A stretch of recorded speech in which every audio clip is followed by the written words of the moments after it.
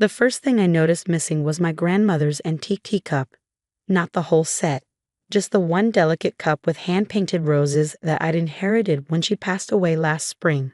I spent 3 hours searching every cabinet in the kitchen, convinced I must have misplaced it while reorganizing to make room for Barbara's medical supplies. "Are you sure you didn't pack it away somewhere?" my husband Tom asked, watching me crawl around, peering under furniture. "You've been moving things around a lot since Mom came to stay." I bit back the urge to snap that I knew exactly where everything in my house belonged. After 12 years of marriage, I'd learned to choose my battles when it came to his mother. And right now, with Barbara recovering from hip replacement surgery in our guest room, I needed to keep the peace more than ever. "Maybe you're right," I said instead, forcing a smile. "I'm sure it'll turn up." But it didn't, and over the next week, more things began to disappear. My favorite coffee mug, the throw pillows I'd hand-embroidered for our couch, the vintage cake stand that had been a wedding gift from my best friend. Small things. Things that could be explained away by absent-minded tidying or reorganization. "Melissa, honey," Barbara called from the guest room one morning, her voice syrupy sweet. "Could you bring me some fresh water? And maybe straighten up in here a bit. It's getting rather cluttered." I walked in to find her propped up in bed, surrounded by magazines and prescription bottles, looking every bit the invalid despite being 3 weeks post-surgery and perfectly capable of short walks. The room was spotless. "I cleaned it myself just yesterday." "Of course," I said, taking her water glass.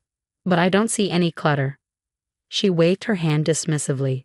"Oh, you know what I mean. Everything's just a bit chaotic. Not quite organized properly. When I raised Tommy, I always made sure everything had its proper place." Tommy, not Tom, never Tom. In her mind, he was still her little boy, and I was the woman who'd stolen him away. "I'll take care of it," I promised, even though there was nothing to take care of. It was easier than arguing. That night, I woke to the sound of shuffling in the hallway. The digital clock on my nightstand read 3:17 a.m. Tom was snoring softly beside me, dead to the world after a long day at work. I lay still listening. The shuffling continued, followed by the distinct sound of cabinet doors opening and closing. "Barbara?" I called softly, not wanting to wake Tom. "Do you need help?" No answer, but the sound stopped immediately. When I checked the hallway, it was empty, though I could have sworn I heard her bedroom door click shut. The next morning, my mother's old recipe box was missing from its usual spot on the kitchen counter. That was the last straw. "Tom," I said over breakfast, keeping my voice carefully neutral, "have you noticed anything strange lately? Things moving around or disappearing?"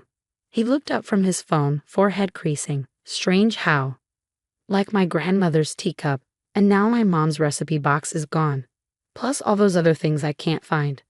"Mel, come on," he sighed, running a hand through his hair. "You're not suggesting what I think you're suggesting, are you?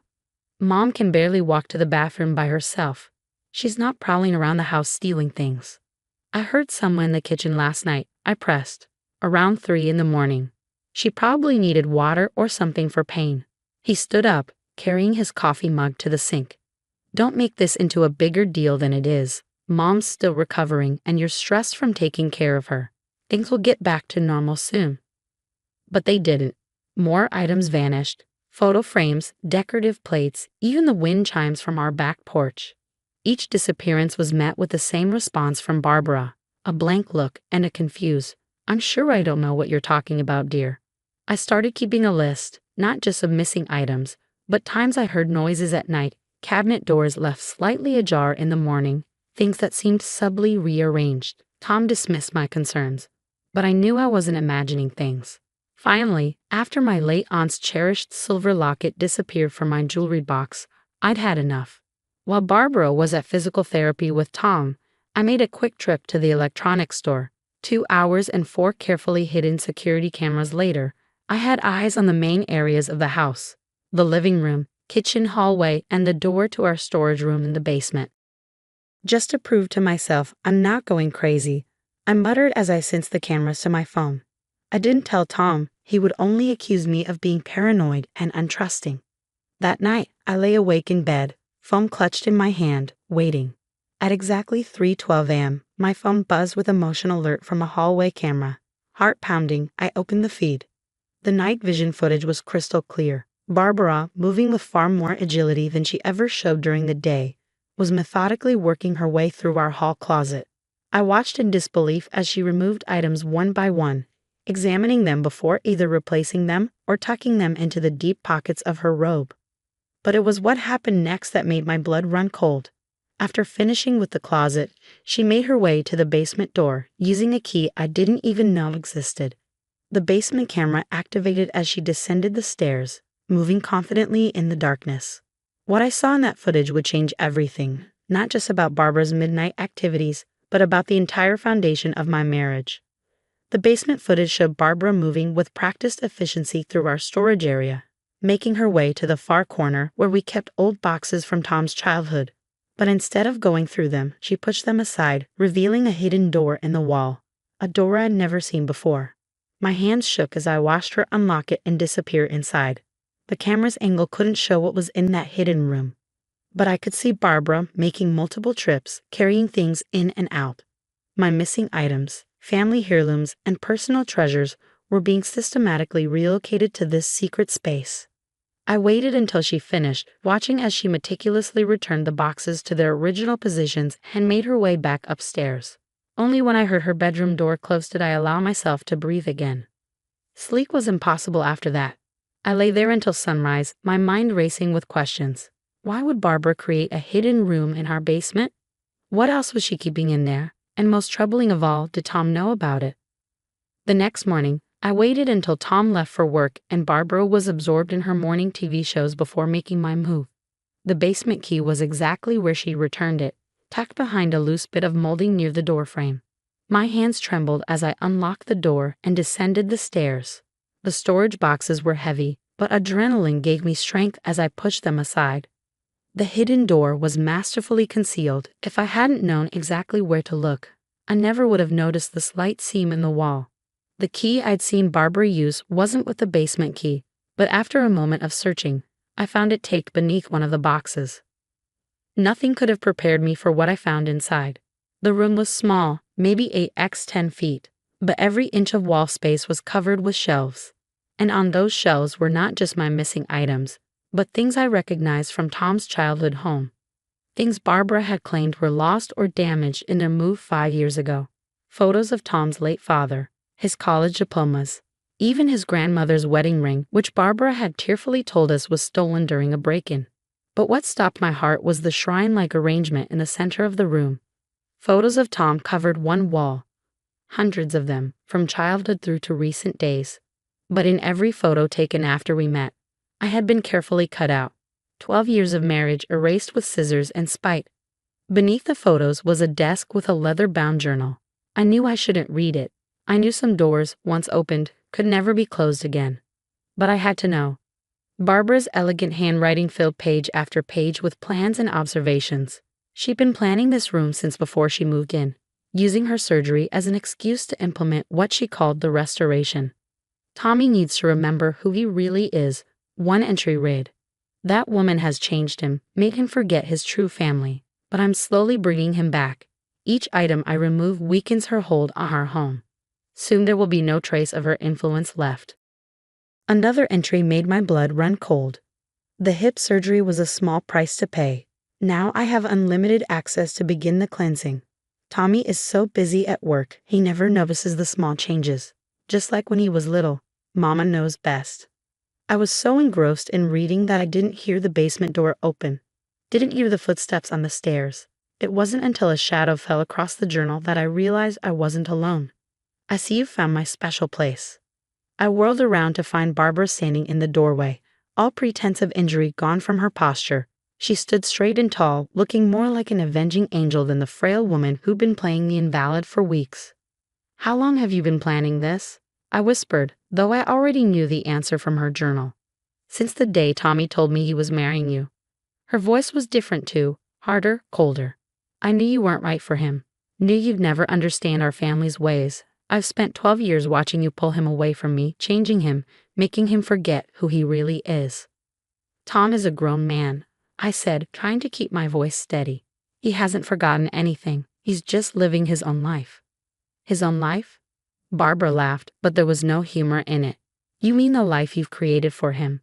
The life where he calls me Barbara instead of Mom. Where he spends holidays with your family instead of coming home.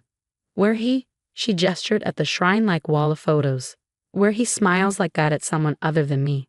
I took a step back, suddenly very aware of how isolated we were in that underground room. You need help, Barbara.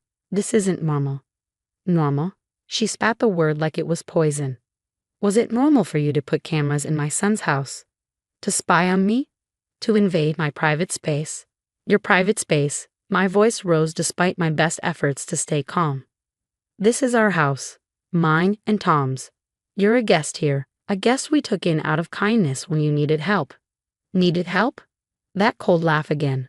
Oh my dear, you still don't understand, do you? I didn't need help. I needed access. And you? She smiled, reaching for something on one of the shelves. You gave it to me. What happened next would forever change the dynamics of our family, though not in the way Barbara had planned. Mom? Mel? Tom's voice echoed from upstairs, followed by footsteps on the basement stairs. Are you down here? Barbara's expression flickered, the first genuine surprise I'd seen on her face. She hadn't expected him home early. Neither had I. We're in here, Tommy, she called out, her voice instantly transforming back into the sweet, maternal tone I'd grown to distrust. Your wife has been going through some of our old things. The sound of boxes being moved. Then Tom appeared in the doorway, his expression shifting from confusion to shock as he took in the hidden room, the shrine of photos, the shelves lined with our missing possessions. What is all this? He asked, his eyes darting between us. Oh honey, Barbara rushed to him, arms outstretched. I didn't want you to find out like this. I've been trying to protect you. She's been changing you, pulling you away from your family, from me. I had to save these things, preserve them, keep them safe until you remembered who you really are. Tom stood frozen, staring at the wall of mutilated photos, 12 years of memories where I'd been methodically erased, cut away like a cancer Barbara thought she could remove from her son's life. The surgery, he said slowly, his voice hollow. It was fake, wasn't it? Barbara stepped back, clearly thrown by the question. Tommy, no, I don't. His voice cracked. Don't lie to me anymore, Mom. I saw you on the security footage. Mel sent it to my phone an hour ago. My heart skipped. I hadn't sent him anything, but Tom's eyes met mine briefly, and I understood. He was giving me an out, letting Barbara think I'd gone to him first instead of snooping on my own. You watch me. Barbara's voice rose, hysteria creeping in. In my own son's house. Your son's house, Tom repeated, moving fully into the room. My house. Mine and Mel's, not yours. He picked up the journal from the desk, flipping through pages. How long have you been planning this? The surgery, the secret room, all of it. You don't understand, Barbara pleaded. I did it for you. She's changed you. The way you dress, the way you talk, even the food you eat. My Tommy would never. Your Tommy grew up. The words exploded from him with such force that both Barbara and I jumped. I'm not a child anymore, Mom. I'm a man with my own life, my own home, my own wife. And this, he gestured at the shrine-like wall. This is sick. No, Barbara whispered, backing away. No, you don't mean that. She's making you say these things. Just like she's been making you. Mel hasn't been making me do anything. Tom cut her off.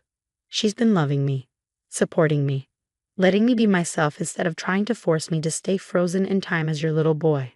Tears streamed down Barbara's face now, but they weren't the calculated drops she usually employed to get her way. These were real, desperate tears of a woman watching her carefully constructed world crumble. I want you out, Tom said quietly. Today. I'll call Aunt Susan to come get you. Tommy, please. And I want everything back where it belongs. Every photo, every item, every piece of our lives you tried to hide away. Mel will supervise while you return them.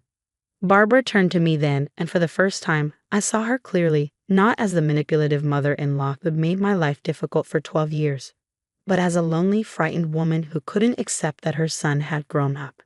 I'll help you pack, I said softly, and I'll make sure everything gets back to its proper place.